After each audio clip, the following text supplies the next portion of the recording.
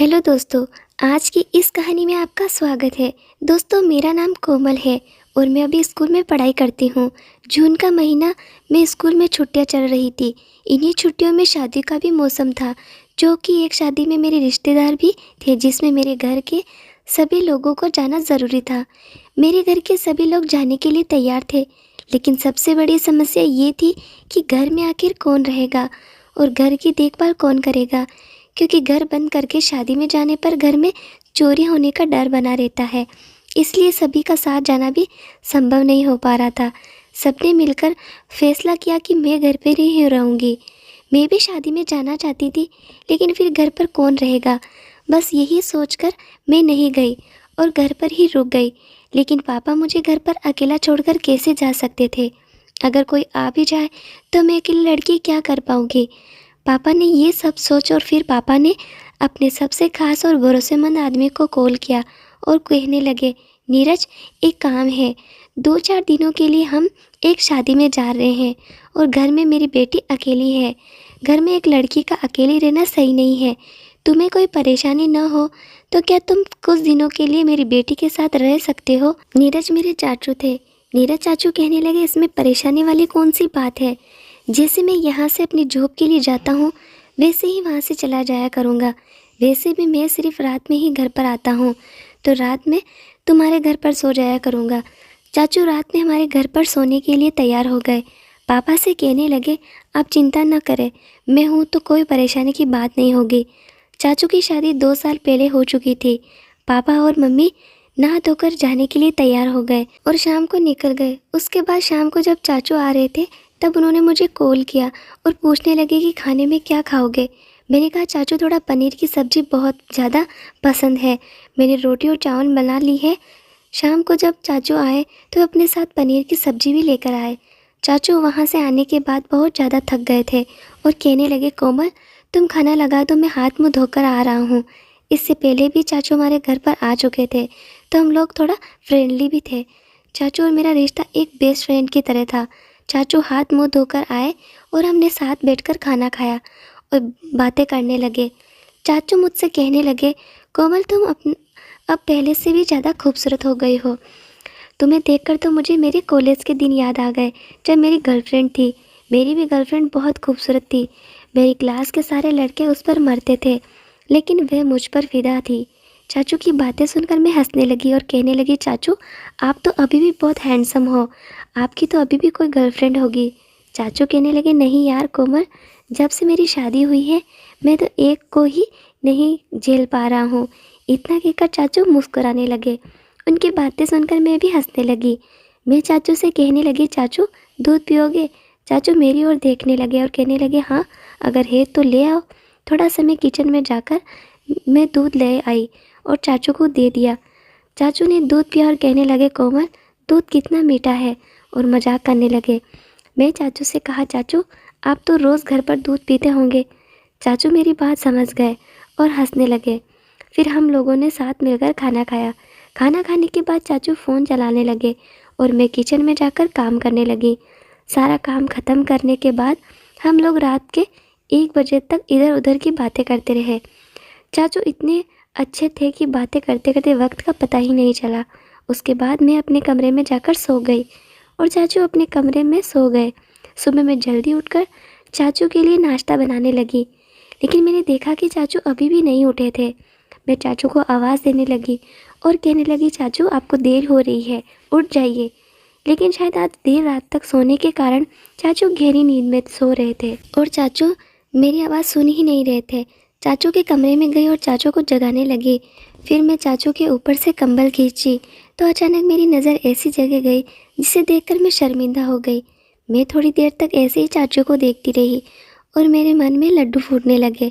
तभी चाचू की आँख खुल गई और चाचू ने कहा, अरे कोमल, मेरी तरफ क्या देख रही हो? चाचू को देखते हुए, आपको लेट हो जाएगा। चाचू ने फ़ोन उठाकर देखा और कहने लगे, अरे बाप रे, आज तो बहुत ज़्यादा टाइम हो गया। मैं चाचू से कहा, आप जल्दी से नहा लीजिए, आपका नाश्ता रेडी है। चाचू बाथरूम गए और नहा धोकर जल्दी से बाहर आ गए। चाचू ने जल्दी जल्दी नाश्ता किया और मैं चाचू के लिए टिफ़िन पैक कर दिया। चाचू अपने ऑफिस के लिए निकल गए उसके बाद मैं घर की साफ़ सफाई करने लगी। जल्दी साफ़ सफाई करने के बाद मैं नहाने चली गई। नहाकर फिर से तैयार होकर नाश्ता किया और कुछ देर आराम किया। आज घर में कोई नहीं था तो पूरा घर सूना सूना लग रहा था। बिल्कुल भी अच्छा नहीं लग रहा था। समझ में नहीं आ रहा था कि क्या करूँ। दोपहर में मैंने सोचा कि थोड़ी पढ़ाई कर लेती हूँ। 5 बजे तक मैं पढ़ाई की। उसके बाद फ़ोन चलाने लगी। फ़ोन चलाते चलाते कब सो गई कुछ पता ही नहीं चला। कुछ देर बाद जब मैं उठी तो देखा कि चाचू के आने का समय हो गया है। सोते सोते मैं पूरी पसीने में भीग चुकी थी तो मैंने सोचा चलो नहा लेती हूँ। नहाकर आज मैंने रेड कलर की एक खूबसूरत सी शॉर्ट ड्रेस पहनी थी। वह ड्रेस मेरी फेवरेट थी और मेरे शरीर पर पूरी तरह से फिट थी। उसके बाद मैं थोड़ा सा मेकअप किया। तब तक चाचू भी आ गए थे। मैं कमरे से बाहर जैसे ही आई चाचू मुझे देखते रह गए और कहने लगे, अरे वाह कोमल, आज तो तुम कमाल की लग रही हो। तुम्हें देखकर मुझे जवानी के दिन याद आ गए। मैंने महसूस किया और देखा कि चाचू मुझे अलग ही नज़र से देख रहे थे। अचानक मेरी नज़र फिर से उस जगह पर गई जिसे देखकर मैं शर्मिंदा हो गई। चाचू मेरी तरफ बड़े ही ध्यान से देख रहे थे। मुझे बहुत अच्छा लग रहा था। मेरा मन कर रहा था कि चाचू मुझे अपनी बाहों में भर ले। चाचू के मुंह से तारीफ सुनकर मैं अंदर ही अंदर मगन हो गई, जैसे किसी ने आग लगा दी हो। लेकिन मैं फिर भी शांत रही क्योंकि वे मेरे चाचू थे। उसके बाद चाचू मुझसे कहने लगे, कोमल मैं फ़्रेश होकर आता हूँ, तुम खाना लगा दो। मैंने कहा ठीक है चाचू, लेकिन उसके लिए खाना बनाना पड़ेगा। अभी मैं खाना नहीं बनाया है। चाचू कहने लगे ठीक है तो तुम खाना बना लो, तब तक मैं आराम कर लेता हूँ। मैंने कहा ठीक है चाचू। वहीं सोफ़े पर बैठकर आराम करने लगे और मैं खाना बनाने के लिए किचन में चली गई। जहाँ चाचू बैठे थे वहाँ से किचन साफ दिखाई दे रहा था। मैंने बार बार पीछे पलट कर देखा तो चाचू की नज़र मुझ पर ही टिकी हुई थी। उनका इस तरह से देखना मुझे बहुत ही अच्छा लग रहा था क्योंकि चाचू इससे पहले भी 4-5 बार घर आ चुके थे। तो चाचू मेरे साथ काफ़ी खुलकर बातें करते थे और मुझे उनके साथ वक्त गुजारना अच्छा लगता था। इसीलिए मुझे उनका इस तरह से देखना भी अच्छा लग रहा था। मैं खाना बना रही थी तभी लाइट चली गई। ऊपर से इतनी गर्मी थी कि मैं पूरा पसीने में भीगी हुई थी और अब अंधेरा भी हो गया था। तब तक चाचू अपने फ़ोन की टॉर्च ऑन करके किचन में आ गए और मुझसे कहने लगे, कोमल आज गर्मी बहुत ज़्यादा है। मैंने कहा हाँ चाचू, और अब तो लाइट भी चली गई है। मैंने घर में इन्वर्टर भी नहीं है। चाचू ने मुझे टॉर्च दिखाई और मैं एक मोमबत्ती जलाकर किचन में रख दी। चाचू कहने लगे, कोमल तुम पसीने में पूरी तरह से भीग चुकी हो, तो क्या मैं थोड़ी बहुत मदद कर दूँ? मैं भी बहुत परेशान थी इसलिए मैंने कहा हाँ कर दीजिए। चाचू खाना बनाने में मेरी मदद करने लगे और चाचू ने मिलकर खाना बनाया और बातें करते रहे। थोड़ी ही देर में लाइट भी आ गई। चाचू मेरी तरफ देखने लगे। पसीने में भीगने की वजह से मेरा पूरा वजूद साफ दिखाई दे रहा था। मैं भी अब थोड़ा उनकी तरफ मुड़ गई ताकि वे आसानी से मुझे अच्छे से देख सके। फिर मैंने चाचू से कहा, चाचू आप आराम कर लीजिए, बस खाना तैयार ही है। चाचू ने मेरी तरफ पंखा मोड़ दिया और आराम करने लगे। कुछ देर बाद खाना बनाकर तैयार हो गया। किचन में काम करने के बाद मैंने सोचा कि क्यों ना नहा लिया जाए। चाचू सोफे पर बैठे बैठे अपना काम कर रहे थे। मैंने चाचू से कहा, चाचू मैं नहाने जा रही हूँ। चाचू कहने लगे ठीक है। मैं नहाकर एक शॉर्ट फ्रॉक पहन ली जो चाचू ने ही मुझे बर्थडे पर गिफ्ट की थी। आज जब मैं उसे शॉर्ट ड्रेस को पहन कर आई तो चाचू की आंखें खुली की खुली रह गई। चाचू मुझे देखकर खुश हो गए और कहने लगे, ये तो वही ड्रेस है ना जो मैंने तुम्हें तुम्हारे बर्थडे पर दी थी। मैंने कहा हाँ चाचू, आपकी दी हुई ड्रेस मुझे बहुत ज़्यादा पसंद आई। चाचू कहने लगे, तुम इस ड्रेस में वाकई बहुत खूबसूरत लग रही हो। मन ही नहीं करता कि तुमसे नज़र हटाऊं। मन करता है कि तुम्हें इसी तरह देखता रहूं। उनकी बात सुनकर मैं शर्म से सर झुका लिया। फिर मैं और चाचू ने मिलकर खाना खाया और ढेर सारी बातें की। किचन का काम ख़त्म करके मैं चाचू के रूम में उनसे बात करने चली गई। कुछ देर बाद बात करते करते अचानक चाचू जोर से बोले, कोमल तुम्हारे कंधे पर मकड़ी है। इस पर मैं बहुत ज़्यादा चौंक गई और घबराते हुए दौड़कर चाचू के गले से लिपट गई। मुझे बहुत डर लग रहा था। इस पर चाचू हंसने लगे और कहने लगे, अरे पगली, मैं तो मजाक कर रहा था, तुम तो सचमुच डर गई। मैंने कहा, चाचू ऐसा मजाक फिर कभी मत करना, मुझे मकड़ी से बहुत डर लगता है। अभी भी मैं चाचू के गले लगी हुई थी। चाचू ने मुझे अपनी बाहों में समेट रखा था। मैं थोड़ी शर्माते हुए उनसे दूर हो गई। मैं चाचू से सॉरी बोला लेकिन चाचू ने कहा, अरे पगली कोई बात नहीं, हम दोनों तो दोस्त हैं ना, तो इतना तो चलता है। वैसे भी मैं तुम्हें अपनी छोटी साली मानता हूँ। इतना कहकर चाचू मुस्कुराते ही उसके बाद चाचू बोले, आज तुम यहीं मेरे साथ सो जाओ क्योंकि तुम बहुत ज़्यादा डरी हुई हो। इस पर कुछ देर तक मैं सोने लगी। फिर मैं खामोशी से चाचू के पास बैठ गई। तभी फिर से एक बार बिजली चली गई। रात के करीब 1 बजे का समय हो रहा था। तब चाचू ने अपने मोबाइल की लाइट ऑन की और कहा, चलो इससे अच्छा छत पर सो जाते हैं। इस बात पर भी मान गई। चाचू बिस्तर और मच्छरदानी लेकर छत पर आ गए। छत पर भी बहुत ज़्यादा गर्मी थी और बिजली अभी तक नहीं आई थी, तो हमारे पास दूसरा और कोई रास्ता नहीं था। कुछ देर लेटने के बाद मेरे शरीर से फिर से पसीने निकलने लगा। तब मैं चाचू से कहा, यहाँ भी बहुत ज़्यादा गर्मी लग रही है। चाचू कहने लगे, अगर तुम बुरा न मानो तो एक बात कहूँ। मैंने कहा, हाँ कहो। चाचू बोले, तुम कोई हल्की फुल्की नाइटी पहन लो, इससे तुम्हें गर्मी भी ज़्यादा नहीं लगेगी। मैं भी यही ठीक समझा, लेकिन मुझे बहुत झिझक महसूस हो रही थी। फिर मैं नीचे गई और मैं नहाकर एक जालीदार नाइटी पहन ली। जब मैं छत पर आई तो चाचू मुझे देखते ही रह गए। चाचू मुझसे कहने लगे, आज तो तुम्हें देखकर दिन में पता नहीं कुछ हो रहा है। कोमल, क्या तुम भी यही महसूस कर रही हो? मैंने कहा, चाचू मैं समझी नहीं, आप क्या कहना चाहते हो? चाचू कहने लगे, जब भी मैं तुम्हारी चाची इस तरह की नाइटी मेरे सामने पहन कर आती है तो मैं खुद पर काबू नहीं कर पाता, और आज जब तुम्हें इस तरह के कपड़ों में देखा है तो मेरा मन अंदर ही अंदर मचल रहा है। क्या तुम समझ सकती हो? ये बात सुनकर मैं अपनी नज़रें नीचे कर ली। फिर चाचू ने मुझे अपने पास बैठने का इशारा किया तो मैं उनके पास बैठ गई। चाचू मुझसे पूछने लगे, क्या स्कूल में तुम्हारा कोई बॉयफ्रेंड है? मैंने कहा, नहीं चाचू, मेरा कोई बॉयफ्रेंड नहीं है। तो फिर मोहल्ले पड़ोस में तो होगा। मैंने कहा, नहीं चाचू, मुझे अपनी पढ़ाई से कहाँ वक्त मिलता है। चाचू बोले, कोमल, अब तो तुम जवान हो गई हो, इस उम्र में भी तुम्हारा कोई बॉयफ्रेंड नहीं है? आखिर तुम कौन सी दुनिया में जी रही हो? इस उम्र में आकर तो लड़कियां बॉयफ्रेंड को कपड़ों की तरह बदलती है, और तुम हो कि अभी भी पुराने ज़माने वाली ज़िंदगी जी रही हो। इस पर मैं थोड़ी शर्माई और खामोश रही। फिर चाचू मेरे हाथों को अपने हाथ में लेकर बोले, क्या कभी तुम्हारा मन नहीं करता किसी मर्द के साथ वक्त गुजारने के लिए? मैंने कहा, चाचू अभी तक तो ऐसा नहीं मिला मुझे। चाचू कहने वालों की, अच्छा तो ये बताओ मैं तुम्हें कैसा लगता हूँ? मैंने कहा, चाचू आप तो बहुत ज़्यादा हैंडसम हो। चाचू बोले, अच्छा तो ये बताओ मेरे साथ बात करना तुम्हें कैसा लगता है? मैंने कहा, चाचू बहुत अच्छा लगता है। इतना सुनकर चाचू के चेहरे पर एक शैतान मुस्कुराहट छा गई और उन्होंने मुझे अपनी आगोश में ले लिया। मेरा भी दिल अंदर से मचल रहा था। मैं भी खुद पर काबू नहीं कर पा रही थी। मैंने भी कोई विरोध नहीं किया। चाचू की बाहों में मैं खुद को महफूज महसूस कर रही थी।